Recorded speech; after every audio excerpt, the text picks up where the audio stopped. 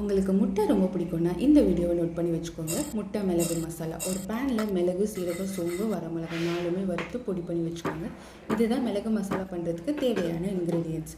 முட்டையை 10 நிமிஷத்துக்கு நல்லா வேக வச்சு எடுத்துக்கோங்க. நான் 6 முட்டை எடுத்திருக்கேன். முட்டையில் இருக்கிற இந்த ஷெல் பார்ட்ஸ் எல்லாம் ரிமூவ் பண்ணிவிட்டு 2ஆக கட் பண்ணிக்கோங்க. ஒரு பேனில் எண்ணெய் ஊற்றி உப்பு, மிளகாய்த்தூள், மஞ்சத்தூள் நல்லா மிக்ஸ் பண்ணிவிட்டு கட் பண்ண முட்டையும் சேர்த்து நல்லா 2 பக்கம் ஃப்ரை பண்ணி எடுத்துக்கோங்க. ஒரு கடாயில் எண்ணெய் ஊற்றி பொடியாக நறுக்கின பூண்டு, பச்சை மிளகா, கருவேப்பிலை, பொடியாக நறுக்கின வெங்காயம், இஞ்சி பூண்டு பேஸ்ட்டு, தக்காளி பேஸ்ட்டு இதெல்லாம் பச்சை வாசனை போகிற வரைக்கும் நல்லா வதக்கிக்கோங்க.